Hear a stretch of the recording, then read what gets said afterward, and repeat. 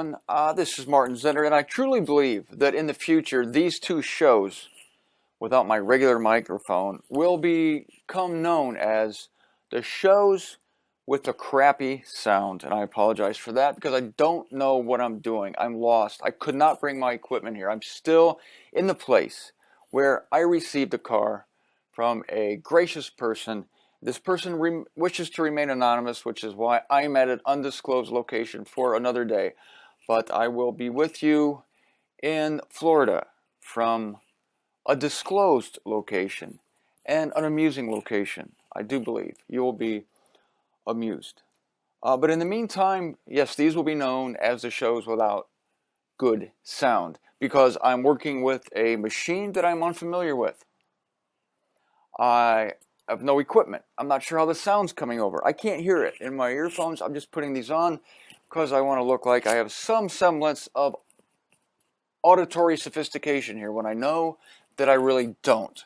So good luck to all of us as we proceed on a show which I have titled The Image of the Wild Beast. Let us go, if we may, to the unveiling, chapter 13. I left off with you at the end of chapter 8. Now, verse 8, pardon me. Now we go to verse 9. If anyone has an ear, let him hear. Honestly, I can't hear anything out of these things. I get nothing. You hear anything out of these? No, I just put them on because they look kind of cool. It's like, Zender, man, he's got his earphones on. He's cool. I don't know. I'm not hearing anything out of here. Yes, I want to get my hair cut in a few days. I know. Don't talk to me about it, please. Sometimes I think it looks all right. Sometimes not. Here we go. We're in verse 9 of the Unveiling 13. If anyone has an ear, let him hear. If anyone has headphones that work, let him apply them. If anyone is for captivity, into captivity he is going. If anyone will be killing with a sword, he must with the sword be killed. Here's the endurance and the faith of the saints. These swords going on. Who was the prophet at Jerusalem on the 8th day when Jesus was dedicated at the temple? Ananias. He said that the sword would pierce Mary's heart. What is it with Israelites and swords? Very disturbing. I hate the swords. I hate razors. I hate anything with blades. Just give me the creeps. So we're not going to see any of these swords. Leave me out of it. When it comes to bayonets in the Civil War, I'm done. I'll go to lunch. To the bayonets. No, to the Red Lobster. To Chipotle for me, because I can shoot a guy from 1,000 feet away. But you want me to run up to him with a sharp thing and possibly get a sharp thing inserted into my body from him? I'm out to lunch. Nevertheless, here is the endurance and the faith of the saints. Not us. We are saints, but we are not the saints of Israel, are we, ladies and gentlemen? No, we are the saints of the body of Christ. And we're not about swords. In fact, interesting, we're about avoiding swords. What a revelation this is. Oh! Listen to this. All the swords. What did they have in the Garden of Gethsemane when they arrested Jesus? Cudgels and swords. Swords. Billy clubs and swords. And the disciples picked up their swords. Jesus said, "Put away your sword." And then Peter cut the ear off the servant's head with a sword. Here we see swords aplenty. And yet in Romans 13, Paul says to be civil to the civil authorities, because not for vain are they wearing the sword. In other words, didn't quite finish my thought yesterday maybe, the authority is wearing the sword in order to mete out vengeance to those who disobey their commands. Therefore, when you do the right thing, which is be subject to the superior authorities, let every soul be subject to the superior authorities, Paul says, when you do that, then you will avoid the consequence of going against that authority. And the consequence, in the context, is the sword. So Paul is telling us to avoid the sword. Another contrast between Paul's evangel and the one we're considering here, which is the evangel of the circumcision. I hardly ever show you this side of me if you're looking on the studio cam, because I think this is my bad side. I think this is my good side. But because see, what do you think? You can write me and let me know which vote for which side you like. I don't know. I think this one's just a little not quite lined up with the marvel of this side. No, it's the marvel of this side. I think this is my good side.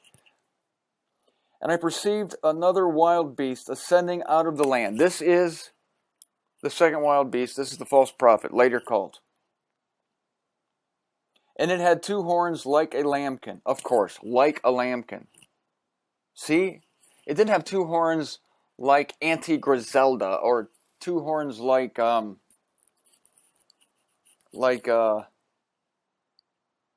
Maleficent of Disney horror. No, it had 2 horns like a lambkin, and it talked as a dragon. Horns like a lambkin, talked like a dragon. Words of blasphemy that would still come across as sweet to the ear, I believe. Because eternal torment, that teaching is the talk of a dragon. It's the words of a dragon. Yet, I could tell you the doctrine of eternal torment and make it melodious. I could play a violin while I talk to you about the doctrine of eternal torment. Then the people shall be burned forever. And there you go. And it sounds melodious and nice, and yet it's the words of a dragon. So don't expect the words of a dragon to sound like a dragon, whatever a dragon sounds like. Imagine a dragon sounds something like that. And it is exercising all the authority of the first wild beast in its sight, and making the earth and those dwelling in it to be worshipping the first wild beast, whose death blow was cured. And it is doing great signs, that it may be causing fire also to descend out of heaven into the earth in the sight of mankind. This is what I was telling you about yesterday with Elijah. This was a legitimate miracle under Elijah. Prophets of Baal could not duplicate it, but God is going to unloose that prohibition. And now the second wild beast, the false prophet, is going to be doing this miracle that was impossible before. Thus the warning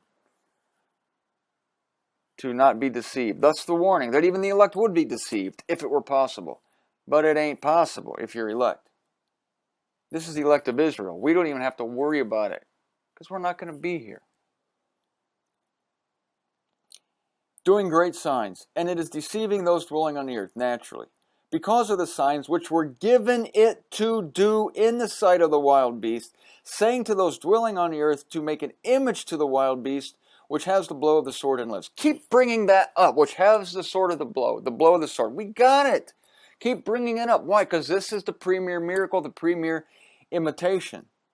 And so look, what I'm emphasizing here, the second wild beast is doing the signs which were given it to do, which were given it to you. Paul says in either 1 Corinthians 4:7 or 2 Corinthians 4:7 or 1 Corinthians 4:17 or 2 Corinthians 4:17, what do you have which you did not obtain? What do you have which was not given to you by God? And then this same Paul says in Acts chapter 17, he's at Mars Hill and he says, in him we live and move and are. And then he says, I know King James says have our being, but it's live and move and are.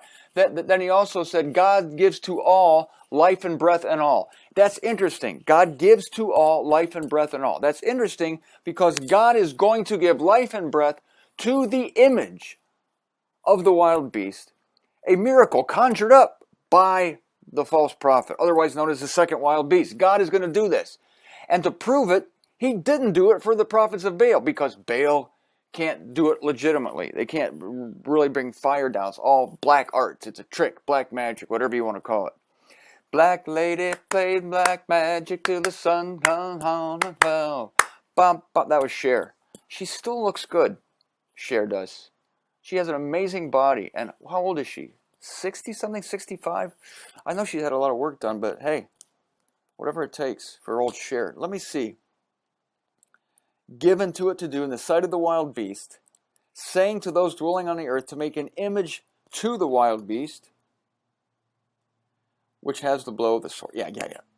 And it was given it to give spirit to the image of the wild beast, that the image of the wild beast should be talking also, and should be causing that whoever should not be worshiping the image of the wild beast may be killed. Hello, Nebuchadnezzar. Hello, the plain of Dura. Hello, Shadrach, Meshach, and Abednego, who refused to worship the image set up by Nebuchadnezzar, who, when he played the flute, people were supposed to bow down and worship. Same today in the churches. Whenever you hear the music, whenever you hear the psaltery, and the guitar, and the bass guitar, and the harp, then you are to bow down to the image. That's what Nebuchadnezzar said. So it's the same today. People are still using music to get you in a mood. And I suppose the people heard that music, it was like, boom, doom, doom, doom, doom, doom. How can you not bow down to the image of Nebuchadnezzar when you hear,